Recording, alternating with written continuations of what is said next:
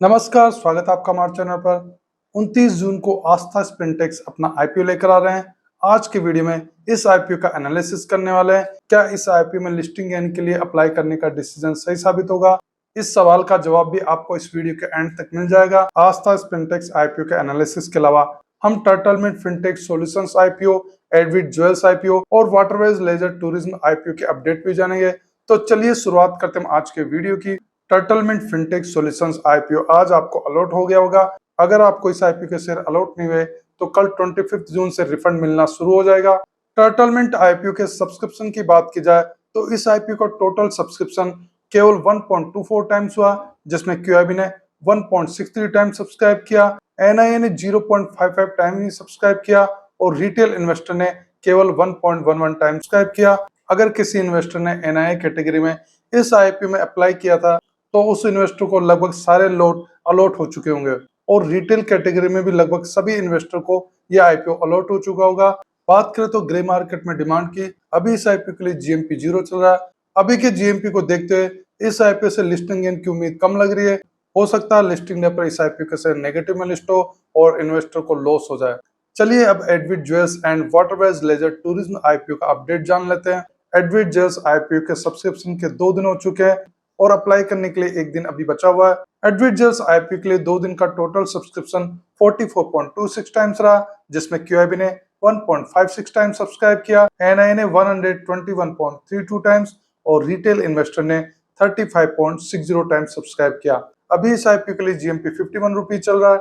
इसके according listing इन 36.96% हो सकता है और एक लोट का प्रॉफिट 5100 रुपीज के राउंड हो सकता है। पर्सनली आईपीओ मुझे अप्लाई करने के लिए ठीक लग रहा है और ऑलरेडी मैंने इस आईपीओ को अप्लाई कर दिया है। आप इस आईपीओ को अप्लाई कर रहे हैं या अवॉइड कर रहे हैं, कमेंट सेक्शन में बता सकते हैं। एडविट ज्वेल्स आईपीओ के साथ ही वाटरवेज लेजर टूरिज्म का भी आईपीओ आ रखा है। वाटरवेज लेजर टूरिज्म आईपीओ के लिए 2 दिन का टोटल सब्सक्रिप्शन 0.54 टाइम्स रहा, जिसमें क्यूआईबी ने अभी तक कुछ भी सब्सक्राइब नहीं किया है, एनआईए ने 0.33 टाइम्स सब्सक्राइब किया और रिटेल इन्वेस्टर ने 2.48 टाइम्स सब्सक्राइब किया। ग्रे मार्केट में इस आईपीओ के लिए डिमांड कुछ खास नहीं है। अभी इस आईपीओ के लिए जीएमपी 5 रुपीज है।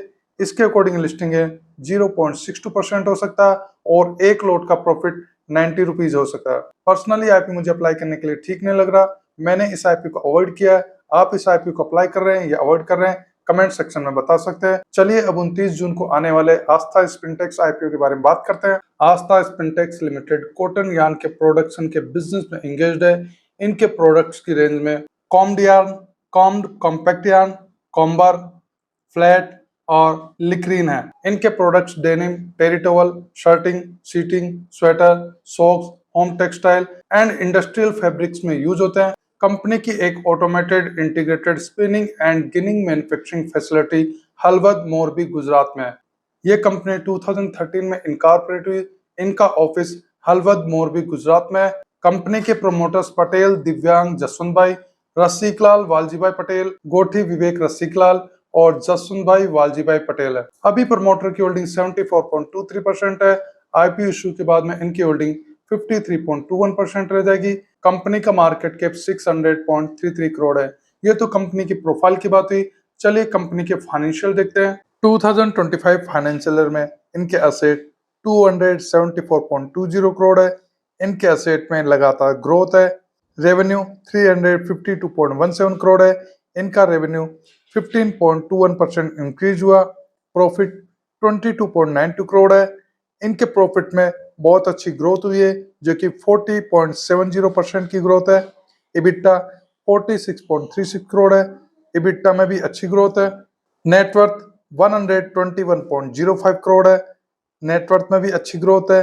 रिजर्व्स एंड सरप्लस 91.12 करोड़ है। रिजर्व्स एंड सरप्लस में भी अच्छी ग्रोथ है।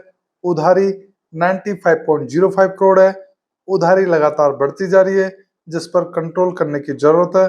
केपीआई वैल्यू की बात करें तो आरओई 23.21% है। आरओई ठीक है। आरओसी 18.89% है। आरओसी भी ठीक है।